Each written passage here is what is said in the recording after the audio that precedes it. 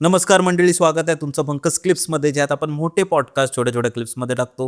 ही story तुम्ही नक्की enjoy कराल, पण त्याआधी सबस्क्राईब करायला विसरू नका. बाबा, तुमच्याकडे कोणते अनुभव आहेत आणि तुम्ही आज कोणते अनुभव सांगणार आहात? माझं नाव जनार्दन दामू धाडवे. बऱ्याच वर्षे मी गावी होतो, शेती वगैरे करायचो. तर आमची गुरं होती. गुरं आली नाही म्हणून मी वडिलांना सांगितलं गुरांना घेऊन ये. आणि ही कधीची गोष्ट आहे? 1980मध्ये 80चं पकडू आपण. बरं. कमीत कमी रात्री 12 साडेबाराच्या दरम्यान गुरांना बघायसाठी जंगलामध्ये गेलो. तर मला असं एक भास झाला की कोणतरी इथे आहे, कोणतरी आहे असं मला एक भास झाला. तर मी बघतोय ते एक बाईची आकृती मला दिसली. मी थोडा वेळ जरा घाबरल्यासारखा मी उभा राहिलो आणि बघितलं. तिने एकदम उंच झाली. उंच झाल्यानंतर तिने हात लांब केले आणि तिचे केस वगैरे एकदम लांब होते, हातपाय एकदम लांब होते. मग नंतर मला लक्षात आलं ही बाई खरोखर बाई नसताना ही जखीन म्हणून म्हणतात, ही जखीन आहे. आणि अशी कुंपण होती, त्या कुंपणीतून ती काय काढत होती त्यासाठी मी उभा राहिलो होतो. पण नंतर मग ती अचानक गायब झाली. थोडा वेळ मी डचकलो, गुरांना घेतली आणि घरी आलो. आणि बाबा, अजून एक तुम्ही गोष्ट सांगणार होता तुमच्या मित्राची घडलेली इथे, तर ती कोणती गोष्ट होती? ही गोष्ट अशी होती, माझ्या शाळेतलाच मित्र. तर शाळेतला मित्र असल्यामुळे आमची भरपूर दोस्ती होती. भरपूर दोस्ती असताना त्याचं लग्न झालं होतं. तर त्यांचं काय घरात वाद थोडा निर्माण झाला होता. वाद निर्माण झाल्यानंतर ती रागाने माहेरी गेली. त्याची बायको माहेरी गेली. 2-3 दिवस त्यांनी वाट पाहिली, ती आली नाही. म्हणून तो आणायसाठी गेला. आणायसाठी गेल्यानंतर तिथं पण वाद निर्माण झाला. तर निर्माण झाल्यानंतर कमीत कमी 8-8:30 वाजले होते.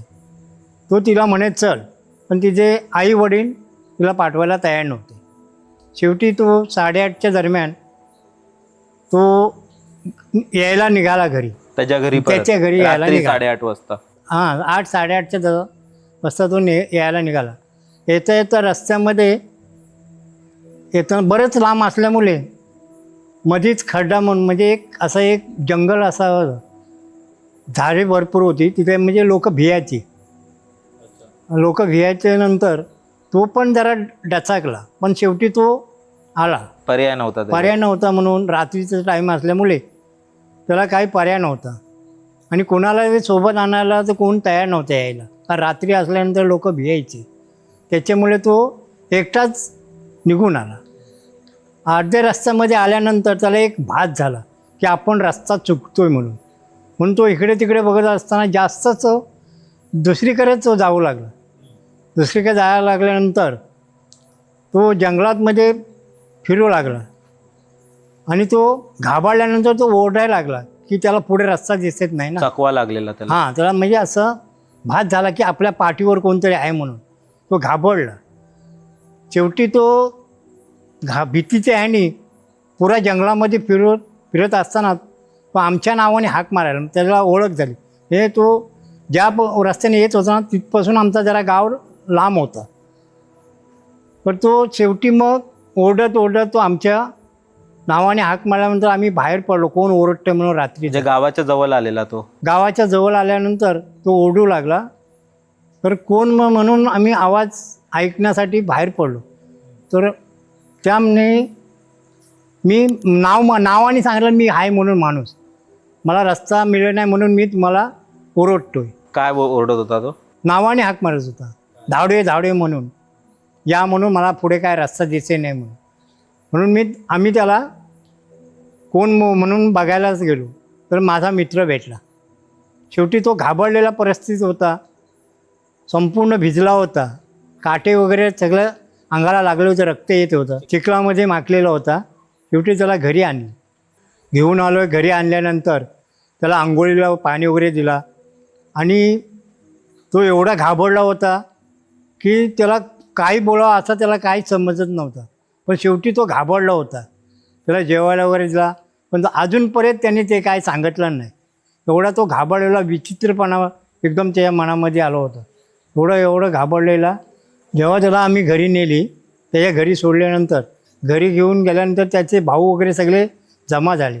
त्यांच्या समोरसुद्धा आम्ही त्याला विचारलं, बाबा तू एवढा का घाबरला होतास, तुला कोण भेटला? मग तो बोलू लागला, त्यांनी सांगू लागला. तो येत असताना तो त्याच्या विचारातच होता, बायको आल्या नाही त्याच्यामुळे तो विचारत असताना मला रस्त्यामध्ये पाठीमागून कोणतरी ओरडत होता, दादा मला थांब, दादा तू थांब, मला तंबाखू दे, तू थांब, मला तंबाखू दे.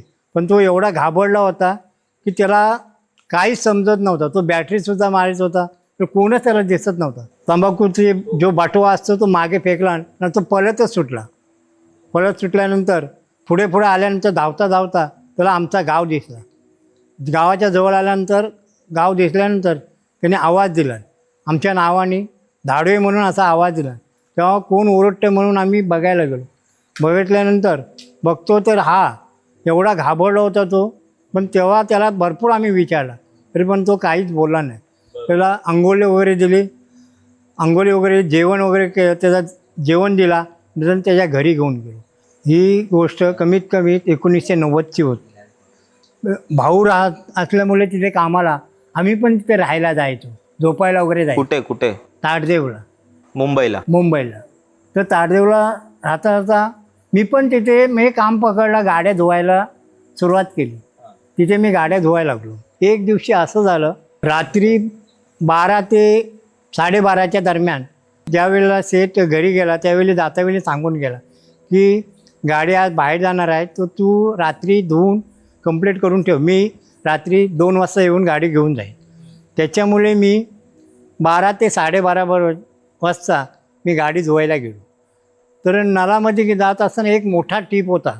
त्या टिपामध्ये एक म्हणजे असं मला भास झाला की कोणतरी अंघोळ करतो आहे टिपामध्ये, उडी मारतो आहे, असं उडी मारताना मला ते उडी मारता वेळी मला दिसला. परंतु मी न घाबरता त्याला मी म्हणलो, थांब, मला पहिला पाणी मला घेऊन जाऊ दे, मग तू अंघोळ कर, मग उड्या मारतो. तो थांबला, त्या टिपामध्ये तो बुडून राहिला. मी पाणी घेतलं आणि गाडी धुवायला गेलो. गाडी धुवून आल्यानंतर भावाला मी सांगितलं, दादा असं त्या टिपामध्ये कोणतरी आहे.